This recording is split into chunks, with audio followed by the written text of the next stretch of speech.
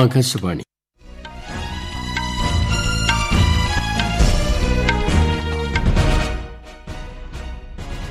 നമസ്കാരം. വാർത്തകൾ വായിക്കുന്നത് Tulsidas Parameswaran.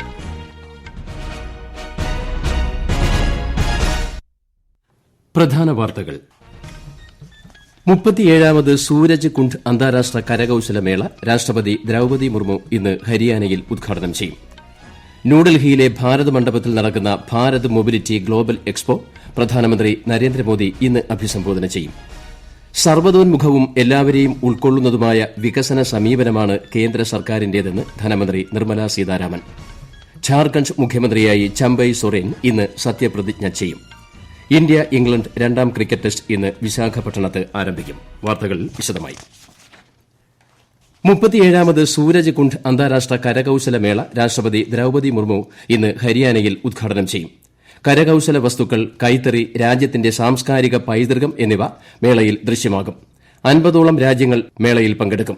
Ethiopia, Ghana, Kenya, Namibia, Nigeria, Uganda, Zimbabwe, Mauritius, Nepal, Russia, Sri Lanka എന്നീ രാജ്യങ്ങൾ പങ്കെടുക്കുന്നുണ്ട്. പങ്കാളി രാജ്യം എന്ന നിലയ്ക്ക് താൻസാനിയ മേളയിൽ ഭാഗഭാക്കാകും. ഈ മാസം 18 വരെ പൊതുജനങ്ങൾക്ക് മേള കാണാൻ അവസരമുണ്ട്. ന്യൂഡൽഹിയിലെ ഭാരത് മണ്ഡപത്തിൽ നടക്കുന്ന ഭാരത് മൊബിലിറ്റി ഗ്ലോബൽ എക്സ്പോയെ പ്രധാനമന്ത്രി നരേന്ദ്രമോദി ഇന്ന് വൈകിട്ട് അഭിസംബോധന ചെയ്യും. വാഹന നിർമ്മാതാക്കളുടെ ഗതാഗത രംഗത്തെ പുതിയ സാങ്കേതിക വിദ്യകളുടെ പ്രദർശനമാണ് നടക്കുന്നത്. മൊബിലിറ്റിയുടെ ആഗോള കേന്ദ്രമെന്ന നിലയിൽ ഇന്ത്യയെ ലോകത്തിന് മുന്നിൽ അടയാളപ്പെടുത്തുവാനുള്ള ശ്രമങ്ങളുടെ ഭാഗമായാണ് ഭാരത് മൊബിലിറ്റി ഗ്ലോബൽ എക്സ്പോ സംഘടിപ്പിച്ചിരിക്കുന്നത്.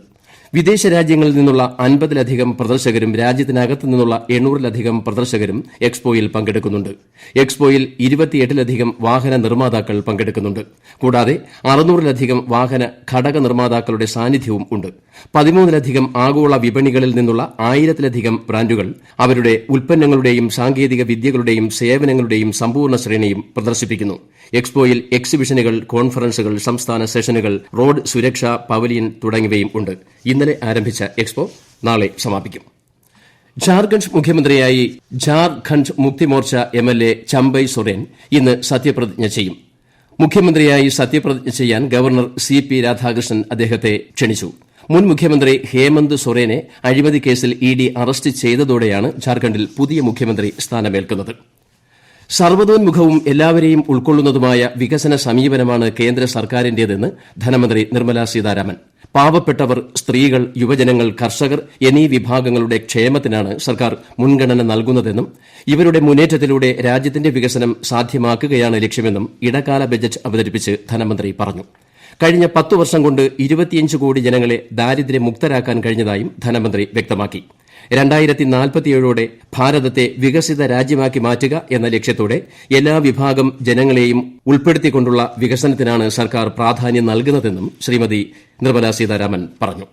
2024-25 സാമ്പത്തിക വർഷത്തിൽ 47.66 ലക്ഷം കോടി രൂപ ചെലവ് പ്രതീക്ഷിക്കുന്ന ബജറ്റാണ് ധനമന്ത്രി ഇന്നലെ പാർലമെന്റിൽ അവതരിപ്പിച്ചത്. 26.02 ലക്ഷം കോടി രൂപയുടെ നികുതി വരുമാനം, കടമെടുപ്പ് ഇതര വരുമാനമായി 30.8 ലക്ഷം കോടി രൂപ എന്നിവയും ബജറ്റ് പ്രതീക്ഷിക്കുന്നു. സംസ്ഥാനങ്ങൾക്ക് നൽകുന്ന 50 വർഷത്തെ പലിശരഹിത ആസ്തി വികസന വായ്പാ പദ്ധതി തുടരും. 1.3 ലക്ഷം കോടി രൂപയാണ് ഇതിനായി വകയിരുത്തിയിരിക്കുന്നത്. അടുത്ത സാമ്പത്തിക വർഷത്തെ ധനകമ്മി 5.1% നിജപ്പെടുത്തുവാനും ബജറ്റ് വിഭാവനം ചെയ്യുന്നു. അടുത്ത വർഷത്തെ മൂലധന ചെലവ് 11.1% വർദ്ധിപ്പിച്ച് 11,11,111 കോടി രൂപയാക്കുമെന്നും ഇത് GDPയുടെ 3.4% ധനമന്ത്രി വ്യക്തമാക്കി. ഇടക്കാല ബജറ്റിനെ all India association of industries സ്വാഗതം ചെയ്തു. ബജറ്റ് സുസ്ഥിരമായ വളർച്ചയ്ക്ക് ഊന്നൽ നൽകുകയും പ്രോത്സാഹിപ്പിക്കുകയും ചെയ്യുന്നതായി സംഘടന. ഒരു റിപ്പോർട്ട്. അടിസ്ഥാന സൌകര്യ വികസനത്തിലും ഹരിത ഉൽപാദനത്തിലും ബജറ്റ് ഊന്നൽ നൽകുന്നെന്ന് all India association of industries president doctor Vijay Kalantri പറഞ്ഞു. ഹരിത ഉൽപാദനം, എല്ലാവരെയും ഉൾക്കൊള്ളുന്ന വളർച്ച, സ്ത്രീകളുടെ നേതൃത്വത്തിലുള്ള വികസനം, ചെറുകിട നികുതിദായകർക്ക് ആശ്വാസം എന്നിവ ബജറ്റ് പ്രോത്സാഹിപ്പിക്കുന്നതായി അദ്ദേഹം കൂട്ടിച്ചേർത്തു. കുറഞ്ഞ കാർബൺ സമ്പദ്വ്യവസ്ഥയിലേക്ക് മാറണമെന്ന് വിദഗ്ധർ ആവശ്യപ്പെടുന്ന വേളയിൽ അതിനുള്ള നടപടികൾ ബജറ്റിൽ പ്രഖ്യാപിച്ചിട്ടുണ്ട്.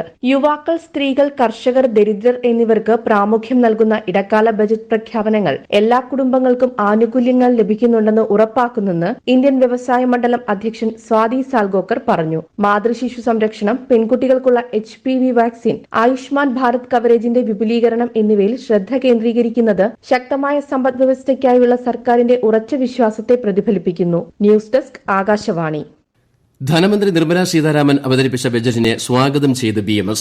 രാജ്യത്തിന്റെ ദീർഘകാല വികസനം ലക്ഷ്യമിട്ടാണ് ബജറ്റ് തയ്യാറാക്കിയിട്ടുള്ളതെന്ന് ഭാരതീയ മസ്ദൂർ സംഘ് ജനറൽ സെക്രട്ടറി രവീന്ദ്ര ഹിംദ പറഞ്ഞു. അംഗൻവാടി ആശാവർക്കർമാരുടെ ക്ഷേമം ഉറപ്പുവരുത്തുന്നതാണ് ബജറ്റെന്നും അദ്ദേഹം അഭിപ്രായപ്പെട്ടു. ഈ വാർത്തകൾ ആകാശവാണിയിൽ നിന്ന്. ആകാശവാണി വാർത്തകളും വാർത്താധിഷ്ഠിത പരിപാടികളും all India radio news Thiruvananthapuram എന്ന യൂട്യൂബ് ചാനലിൽ ലഭ്യമാണ്. കൂടുതൽ വാർത്തകൾക്കായി @all India radio news Thiruvananthapuram എന്ന ഫേസ്ബുക്ക് പേജും @AER_News_TVM എന്ന എക്സ് ഹാൻഡിലും സന്ദർശിക്കാം.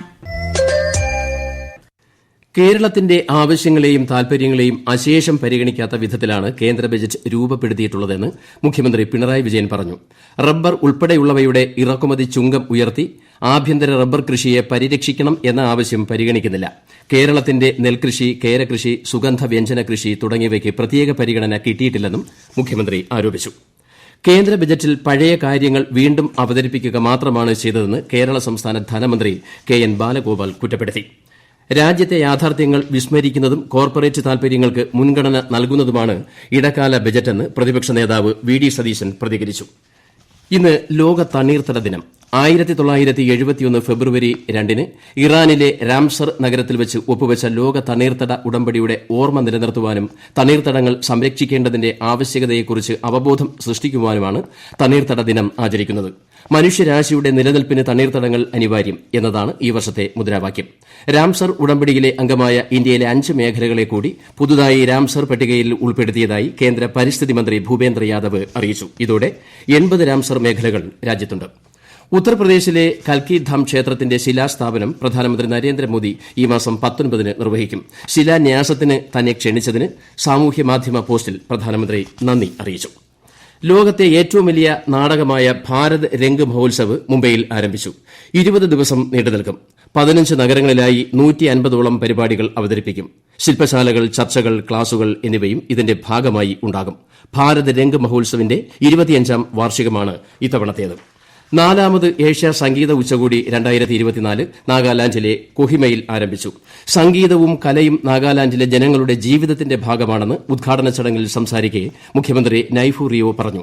പാട്ടുകളിലൂടെ കഥകൾ പറയുന്ന രീതി തലമുറകളായി നടന്നുവരുന്നുവെന്നും അദ്ദേഹം പറഞ്ഞു. സംഗീതവും കലയും പ്രോത്സാഹിപ്പിക്കാൻ സർക്കാർ പ്രതിജ്ഞാബദ്ധമാണെന്ന് മുഖ്യമന്ത്രി വ്യക്തമാക്കി.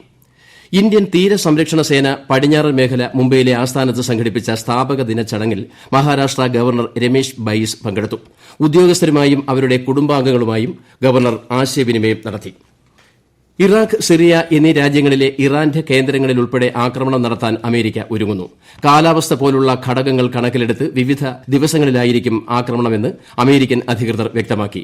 ജോർദാനിലെ സിറിയൻ അതിർത്തിയോട് ചേർന്ന പ്രദേശത്തുണ്ടായ ഡ്രോൺ ആക്രമണത്തിൽ 3 അമേരിക്കൻ സൈനികർ കൊല്ലപ്പെട്ട സാഹചര്യത്തിലാണ് അമേരിക്ക കടുത്ത നടപടിയിലേക്ക് പോകുന്നത്. ആക്രമണത്തിന് പിന്നിൽ ഇറാൻ പിന്തുണയ്ക്കുന്ന സംഘടനകളാണെന്ന് അമേരിക്ക ആരോപിച്ചു.